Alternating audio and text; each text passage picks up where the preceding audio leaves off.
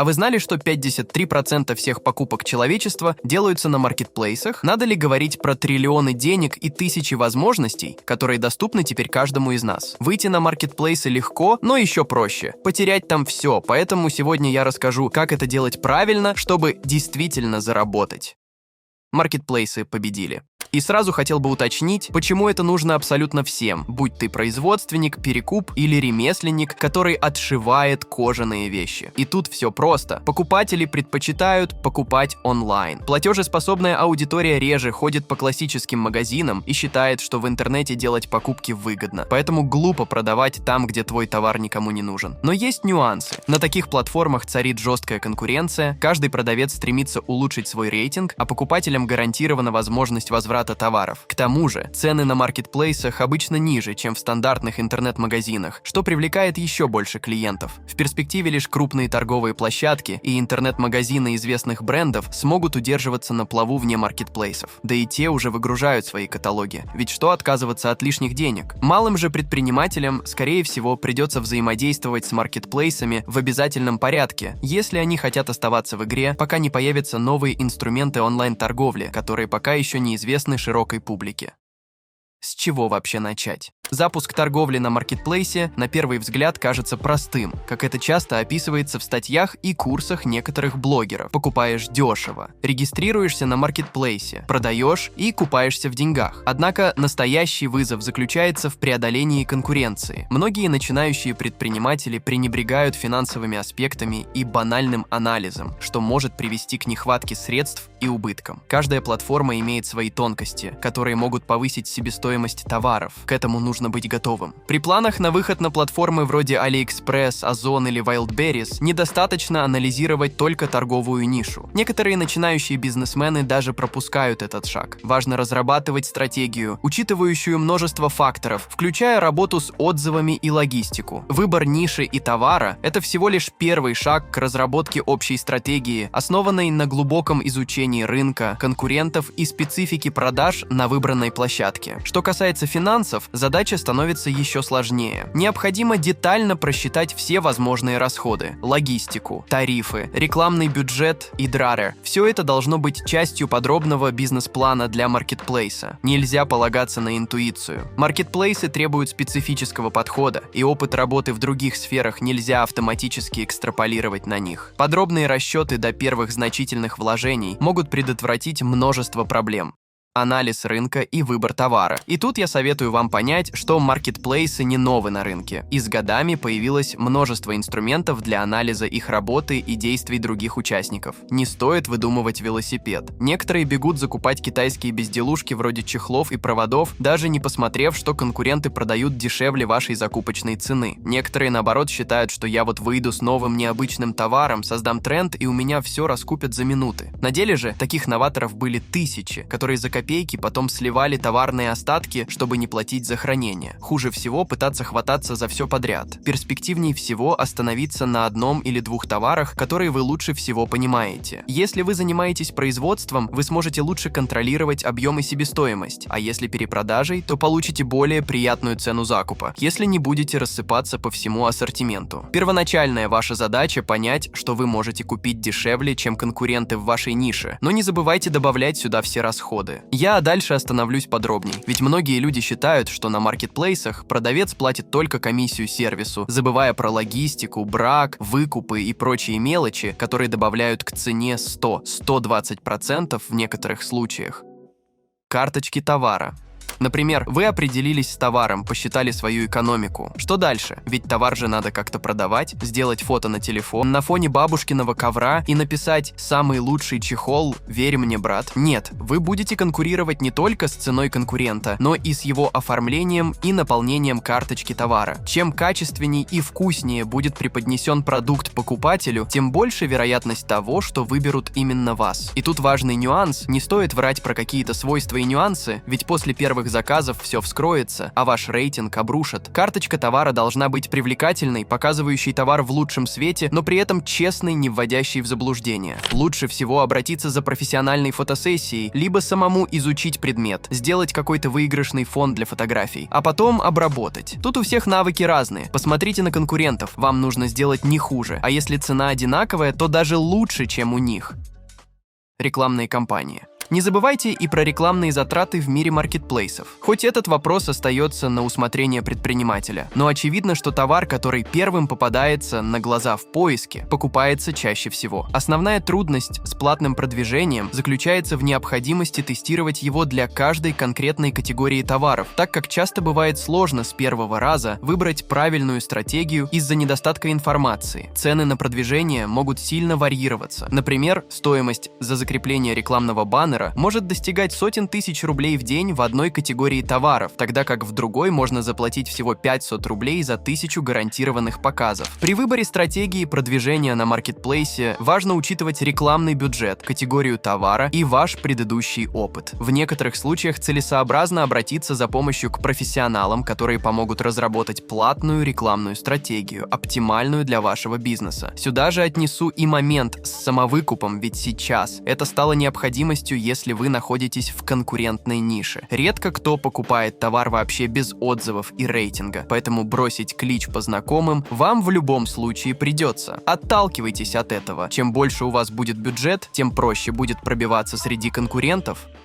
Запас. Многие ошибочно полагают, что торговля на маркетплейсах возможна по принципу дропшиппинга, без наличия собственных запасов товара на складе. Конечно, такой вариант есть, но экономически он мало выгоден. Если ваш товар начнет активно продаваться в результате рекламных кампаний, и вы не сможете обеспечить его своевременную доставку, то маркетплейс может наложить на вас санкции, что в худшем случае приведет к прекращению вашей деятельности на платформе. К тому же торговые площадки часто учитывают наличие товара на складе при ранжировании в поисковой выдаче. В контексте продаж таких товаров, как одежда, обувь или мелкая электроника, рекомендуется иметь на складе около 30 единиц каждого артикула. Из них примерно треть придется выкупить продавцу. Дополнительно необходимо обеспечить логистику для круговорота выкупаемых товаров, что также ведет к увеличению логистических расходов. Эти рекомендации по запасам применимы к работе только на одном маркетплейсе. Если вы планируете торговать сразу через несколько каналов, запасы нужно кратно увеличить. Поэтому эксперты советуют начинать с небольшого ассортимента, который легче контролировать и управлять, поэтому я и говорил про несколько позиций.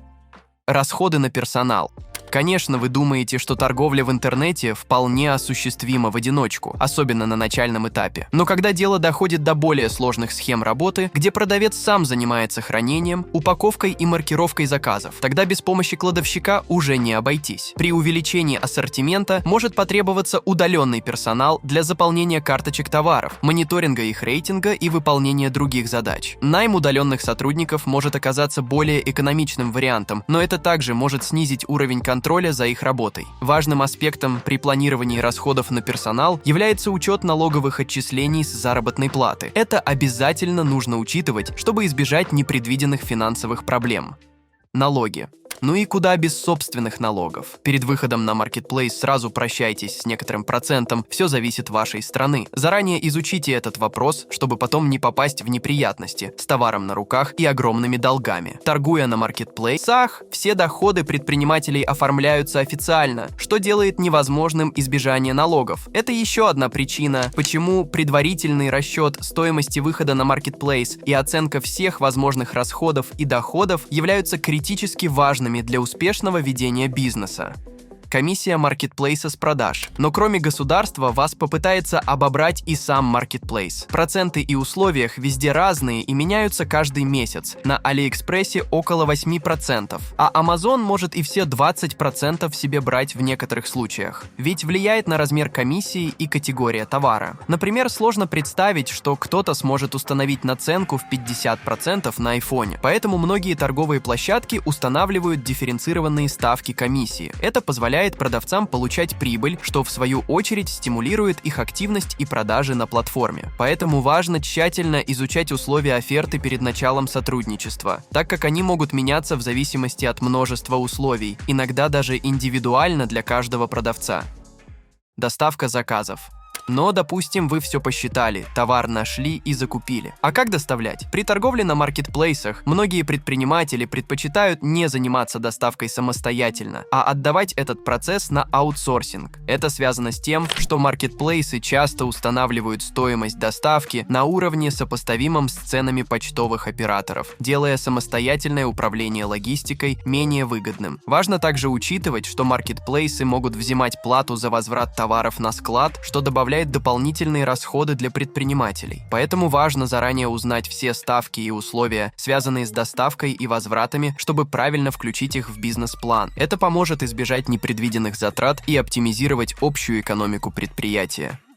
Складские расходы. Не стоит забывать и про складские расходы, даже после отгрузки. У некоторых площадок стоимость хранения товаров уже включена в комиссию с продаж, в то время как другие маркетплейсы требуют оплату за хранение отдельно. Обычно маркетплейсы предлагают период бесплатного хранения, после которого начинается начисление платы за каждый день пребывания товаров на складе. Хотя стоимость хранения мелких товаров может показаться незначительной, со временем она может накопиться и составить значительную часть от стоимости товара, и ваша экономика попросту посыпется. Поэтому некоторые продавцы готовы даром отдавать товар, лишь бы не платить хранение. Если объемы продаж невелики и доходы от торговли не покрывают расходы на содержание склада и зарплату кладовщика, может быть рациональнее использовать услуги маркетплейса для хранения и комплектации заказов. Это позволит снизить операционные расходы и сосредоточить усилия на увеличении продаж и управлении ассортиментом. Таким образом, важно тщательно продумать вопрос склада заранее.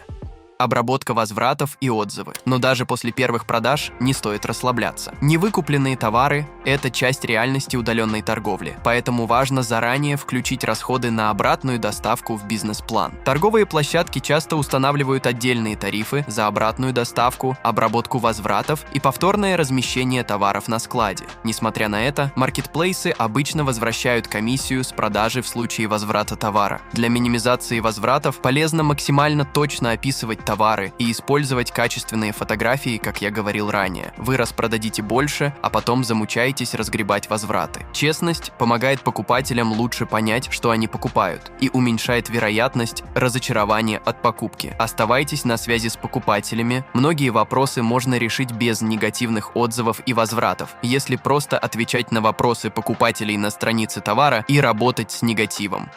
Расходы на документацию. И еще один момент, который обязан рассказать. При продаже товаров собственного производства предприниматели сталкиваются с необходимостью урегулирования нескольких важных аспектов. Во-первых, необходима регистрация товарного знака, чтобы законно использовать и защитить свой бренд на рынке. Этот процесс включает в себя юридические расходы и плату за регистрацию. Во-вторых, для определенных категорий товаров требуется обязательная сертификация, что также предполагает дополнительные расходы. Эти требования к сертификации устанавливаются для подтверждения соответствия продукции определенным стандартам безопасности и качества. В каждой стране они разные. Хотя не все маркетплейсы изначально требуют предоставления разрешительной документации при регистрации товарной карточки, они могут запросить эти документы в любой момент, и отсутствие таковых может привести к блокировке аккаунта. Поэтому этот вопрос стоит изучить конкретно для своего товара, чтобы потом не потерять успешный бизнес по глупости. Расчет прибыли. Кстати, а как вообще увидеть эту успешность? Чтобы правильно рассчитать потенциальную прибыль при выходе на маркетплейс, важно учитывать все аспекты расходов, о которых я говорил ранее. В качестве отправной точки для прогнозирования объемов продаж можно использовать средние показатели продаж 5-10 ваших конкурентов, особенно если у вас есть значительный рекламный бюджет. Это позволит оценить, сколько вы сможете заработать и сколько потратите за полный цикл товарооборота, если ваш уровень продаж будет аналогичен уровню конкурентов. Многие начинающие предприниматели склонны переоценивать возможные продажи и недооценивать расходы, что может привести к ошибкам в финансовом планировании. Разработка нескольких сценариев продаж, базового, пессимистичного и худшего, поможет вам понять, при каком уровне продаж бизнес станет нежизнеспособным и потребует изменений в стратегии. Помимо прямых расчетов, следует также учитывать общие факторы, такие как сезонность продаж, жизненный цикл товара и сроки его годности. Эти факторы могут значительно повлиять на на продажи и рентабельность. Но в любом случае, это очень перспективный вариант бизнеса для человека, который действительно хочет вникнуть во все процессы, не брезгует анализом и подготовкой. Ведь перспективы тут заоблачные, но волшебной кнопки «бабло», к моему сожалению, нет. Выйти на маркетплейсы просто, но гораздо сложнее остаться на них и начать зарабатывать. А поднять деньжат можно и в нашей команде, если вы умеете писать сценарии, монтировать видео или озвучивать ролики. Пишите в наш Telegram-бот, ссылка в описании. И спасибо за просмотр!